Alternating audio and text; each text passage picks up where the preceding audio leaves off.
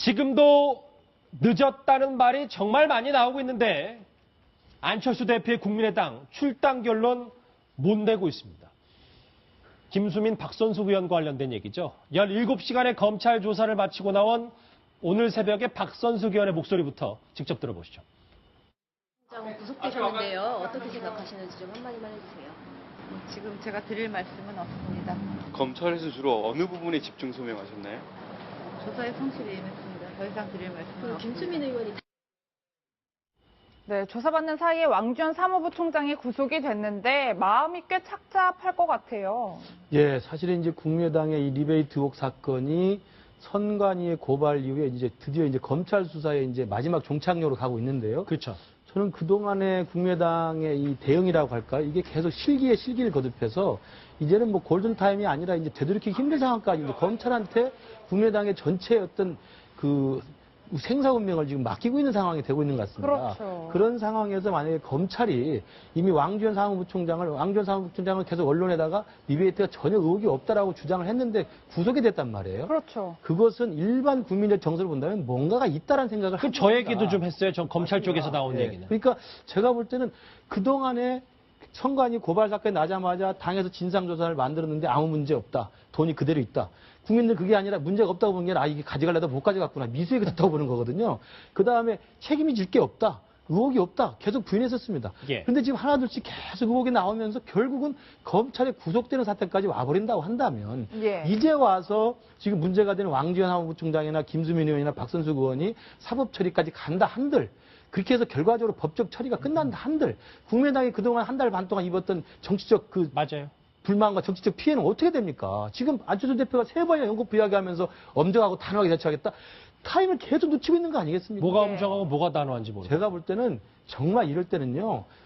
선관위에서 그 고발 사건이 의혹으로 불거지자마자 당에서는 가장 깔끔하고 엄정하게 먼저 조사를 해서 먼저 그 문제된 관계자와 문제된 사람들을 철저하게 당에서 진짜 석고대죄 입장, 아까 저 서영기 의원한테 똑같은 이야기 했습니다만, 자를 건 자르고, 사퇴시키고, 정리를 해야 되는 상황이었습니다. 그 부분을 놓쳤기 때문에 지지율 다 까먹고요. 아무리 검찰에 가서 수사를 받아서 자기가 다 결백하다고 하는데 누가 믿겠습니까? 전 제가 볼 때 이제는 봉합하기 힘든 상황을 가지고 가고 있지 않습니까? 위원장님, 근데 박지원 의원이 박지원 원내대표 SNS 통해 이런 얘기를 했어요. 구속 속보! 유구무원입니다. 이거 뭐 안철수계에 쓴소리 하는 겁니까? 당연히 그게 그런 의미가 포함됐죠. 먼저 국민들께 죄송하다라는 그런 뜻이 크게 포함되어 있는 것 같고요. 그다음에 특히 박지원 의원 같은 경우에는 나중에 국민의당 입당했지 않습니까? 예. 훨씬 나중에 입당해서 후반기에 됐고 사실 또 지금 알려지기로는 그 의외로 박선석 의원을 중심으로 한 안철수계 사람들이 박지원 의원의 과거 억울한 그 전력을 그 문제 삼아서 국민의당 입당을 상당히 부정적으로 이렇게 반대했던 걸로 그렇게 알려지고 있는 상황 속에서 예. 지금 이런 일이 벌어지고 있는데 사실 일 벌어지고 난데 박지원 의원은 지금 원내대표로서 수습하는 입장이기 때문에 그렇죠. 사실 입이 뭐 여러 개서 할 말은 없는데 우회적으로 그렇게 이렇게 일 처리를 하려고 그렇게 당신들이 이렇게 어떤 패권 같은 걸 형성하면서 이렇게 했느냐라는 그런 의미도 아주 우회적으로 있지 않냐. 근데 훨씬 더 큰 것은 국민들께 죄송하다는 그런 뜻이 훨씬 크다고 봅니다. 예. 어제 검찰 조사를 받았던 박선숙 의원 관련된 여러 좀 흥미로운 보도가 있었는데 하나 짚어보죠. 이현정 의원님. 네. 박선숙 의원에게 준비한 도시락을 먹으려고 만류했지만 박선숙 의원이 굳이 나갔다 왔다. 그러니까 마포 서부지법에서 공덕동에서 여의도 식당까지 왔다 갔다 했어요. 저거를 우리가 뭐 그만큼 상의할 게 많다고 봐야 됩니까? 되게 이례적이라서요. 원래 이제 조사받을 때 변호인의 조력을 받을 수가 있습니다. 조사 과정에도 변호인이 입회를 해서 그때 어떤 진술 자체를 해서 할 수 있는데 아마 이제 그 나갔다는 것 자체는 보면 뭔가 실무자들하고 좀 논의할 게 생겼다는 게 저는 같아요. 왜냐하면 지금 사무총장이었기 때문에 이 조사받다가 그 과정 속에서 나온 좀 부분들에 대해서 당시 실무자들에게 뭔가 좀 이야기를 서로 들었거나 어떤 그 관계 자체, 서류 자체를 확인했거나 뭐 그런 절차를 밟았지 않나 싶습니다. 왜냐하면 이게 조사 중에 나가는 건 굉장히 이례적이거든요. 그렇죠. 조사받기 전에 뭐 좀 한다든지. 근데 이제 이거를 검찰에서 뭐 못 나가게 할 수는 없습니다. 왜냐하면 이제 그렇게 하려면 긴급 체포를 해야 되거든요. 피의자 신분으로. 예. 그게 아니기 때문에 일단 나가서 일단 그 관계자들하고 만나서 아마 추가적인 자기와 관련된 부분에 대해서 좀 자료를 가져왔지 않나 저는 그렇게 보였습니다. 예. 김 교수님. 근데 이제 왕주현 사무부총장이 모든 돈 관리, 그러니까 뭐 300만 원 이상 계약은 사무총장 결재를 받아야 되는데 자기는 다 보고했다고 했거든요. 이렇게 왕 부총장이 다 얘기를 하고 하면 박선숙 의원과 따로따로 대지신문하면 계속 불리한 건 박선숙 의원 아닙니까? 그러니까 사실은 이제 그 돈 리베이트라고 지금 의혹이 되고 있는 2억 1천만 원 정도의 돈에 오고 간 것들에 대해서 지금 검찰이 수사에 칼을 겨누고 있는 것은 국민의당에 있는 당에서 알고 있었거나 사전에 지시했느냐의 문제거든요. 그렇죠. 돈의 흐름이 지금 확인이 돼 있기 때문에 이것에 대해서 이제 왕지원 부총장이나 박선수 당시 사무총장이 몰랐다는 건데 지금 김수민은 또 다른 이야기를 또 하고 있는 거고요. 그래서 검찰 조사에도 밝혀지겠습니다만 제가 볼 때 돈의 흐름을 사전에 알고 있었느냐 모르고 있었느냐가 가장 중요한 관건인데 그렇죠. 혹시 그래서 이제 혹자는 이게 재수의 딜레마 게임에 가 있다고 이야기를 합니다. 그건 뭐냐면 왕지원 부총장과 박선수 총장이 따로 지금 조사를 받고 있기 때문에 예. 재수 딜레마는 게 그거 아닙니까? 상대방에 대해서 죄를 불면 너를 사해주겠다. 그렇죠. 일종의 유혹을 하는 거죠. 그래서 이제 상대방이 죄를 불면 서로가 전부 상대방이 죄를 불기 때문에 둘 다 걸려드는 게 이제 수위의 딜레마 게임입니다. 그렇다고 한다면 지금 제가 볼 때 거기까지 대입할 상황은 아닌 것 같고요.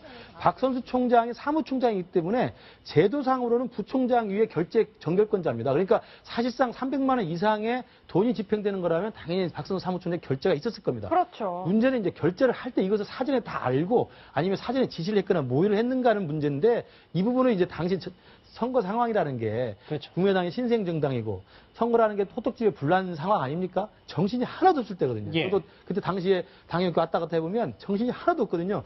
그러니까 아마 서류상으로는 결재 라인이 있었을지 모르지만 박선수 의원의 말을 그대로 믿자면 자기는 몰랐을 수 있다. 당시 그러나 왕지원 부총장이 이야기했다는 게 또 이야기이기 때문에 검찰에서 아마 진실이 밝혀질 거라고 생각이 듭니다. 진짜 그러면 당내 얘기를 해볼까요? 오늘 새벽 최고위 있었고 오늘 오전부터 국민의당 긴급 의총이 있었습니다.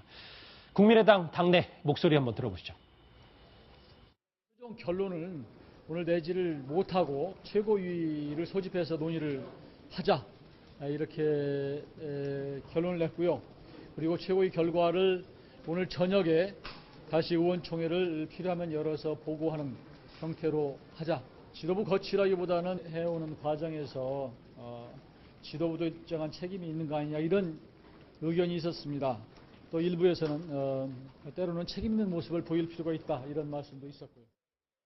뭐 일부에서는 뭐 책임 있는 조치를 하겠다고 하지만 아직 결론을 못 냈고 오후에 또 모인다고 하거든요. 이현정 의원님. 어쨌든 뭐라도 좀 하긴 해야 되는데 왜 질질 끄는 걸까요? 일단 이제 그 현재 기소가 안 됐기 때문에 자 그럼 기소된 다음에 어떻게 할 것이냐 당원권 정지만 할 것이냐 아니면 일부에서는 그거 갖고는 안 된다 출당을 해야 된다 아예 그냥 당에서 내보내야 된다 이렇게 이야기를 하는 측면이 있고 특히 이제 박선수 사무총장은 뭐 누가 말해도 안철수 대표의 측근 아니겠습니까? 예. 그렇다면 그 박선수 의원을 일단 출당 조치하는 데서는 아무래도 당으로도 굉장히 부담이 있을 거예요. 그러니까 그렇다고 한다면 오늘 아침에 이미 세 차례에 걸친 회의에서 결론이 못 냈다는 것은 당내에 일단 의견이 뚜렷하게 맞는 것으로 일단 보여집니다. 예. 특히 이제 안철수 대표를 중심으로 하는 주류와 그렇지 않은 비주류 사이에서 어떤 의견들. 아마 비주류 쪽에서는 좀 더 단호하게 조치를 해라. 그러면 일단 기소되자마자 바로 출당 조치를 해라. 이렇게 하면 요구를 했을 거고 주류 측에서는 일단 재판까지 봐야 되는 거 아니냐. 그 당원권 정지를 하고 그다음에 기소되는 걸 재판의 결과를 봐서 그때 출당 조치하자. 이런 의견들이 아마 충돌돼서 가능성이 커요. 그렇다면 오늘 오후 이제 4시에 지금 이제 전체 의원이 모여서 의총을 다시 엽니다. 또 한다면서요? 아마 그런 상황에서 이제 결정을 했던 제가 볼 때는 좀 더 그런 딜레마에서 벗어나기 위해서는 좀 더 과감한 조치를 해야지만 빨리 벗어날 수가 있을 겁니다. 가장 고심이 깊은 사람 안철수 전 대표일 텐데요. 안철수 대표입니다. 3번의 사과 거듭했었습니다. 한번 같이 나란히 들어보실까요? 사실이 아닌 것으로 보고받았습니다만 당에서는 사실관계를 적극적이고 객관적으로 확인하겠습니다. 만에 하나라도 문제가 있다면 단호하게 대처하겠습니다. 만에 하나라도 문제가 있을 시에는 지위 고하를 막론하고 어떠한 고려도 없이 당원 당규에 따라 엄정하고 단호하게 조치를 취하겠습니다. 결과에 따라 엄정하고 단호하게 조치를 취할 것임을 분명히 말씀드립니다. 부패 비리로 의원직을 상실한 경우에 해당 정당은 재보궐선거에 후보를 공천할 수 없도록 하고 비례대표의 경우 해당 정당 차순위 후보의 승계를 금지시킴으로써 의석을 공석으로 남겨두도록 해야 합니다. 저 마지막 얘기가 뭐냐면, 그러니까 당시에 뭐 비례대표 한명숙 전 의원이 뭐 어떻게 돼야 되냐가 말이 많았을 때, 당연히 좀 공석으로 비워둬야 되는 거 아니냐 이런 얘기를 했었거든요. 근데 지금 좀 달라요. 안철수 대표의 태도가. 어떻게 보세요, 민 원장님? 결국 생각이 안철수 의원의 측근인 박선숙 의원이 관련돼 있기 때문에 안철수 의원이 저렇게 미정미정한 게 아닌가. 이게 한명숙 의원 사태라든지 이런 거 멀리 갈 거 없습니다. 국민의당 창당될 때 어떻겠습니까? 그 장관 지내시고 검사장 지내신 분들 법원에서 무죄 판결까지 받았는데도 기소됐다고 그래서 재판받았다는 전력으로 해서 그분들 영입을 취소시켰지 않습니까? 예. 그분들이 얼마나 상처를 받습니까? 그런 정신으로 일관성 있게 이번에도 초장부터 했으면 되는데 박선숙 의원과 그 관계된 사람들 보고받아가지고 사실이 아닌 것으로 보고받았는데 지금 사실인 것으로 나타나 버렸지 않습니까? 이럴 때일수록 안철수 대표께서는 자기 사람일수록 이런 때일수록 과감한 결정을 해 주셔야 된다고 저는 생각을 합니다. 네, 태도가 저래서일까요? 국민의당 지금 지지율이 날개 없이 추락하고 있어요. 방법이 있을까요? 정말 그게 제일 안타깝습니다. 사실 국민의당이 어떤 당입니까? 그 거대 양당 기득권 구조를 깨겠다고 제3당이 필요하다고 국민들한테 호소하면서 지난 총선에서 가장 크게 돌풍을 일으켰고 약진했던 정당인데요. 그래서 국민들이 더불어민주당보다 정당 투표에서는 국민의당에 더 많은 표를 실어줬던 이유도 새로운 정치를 해보라고 하는 기대를 실어줬기 때문인데 예. 총선이 끝나자마자 이 미르베이트 의혹 사건이 나면서 당의 대응이 미적거리고 아까 말씀드린 것처럼 당이 단호하게 대처할 시기를 다 놓쳐버리고 골든타임이 다 지나가 버리고 이제 검찰의 손에 진실 여부가 드러나야 되는 그리고 부총장이 구속되는 사태까지 와버렸단 말입니다. 그렇다면 과거의 기득권 정당과 다른 새로운 정당, 새로운 정치를 표방했던 안철수 대표께서는 이번 기회에 그리고 호남의 지지율이 빠지는 것도요.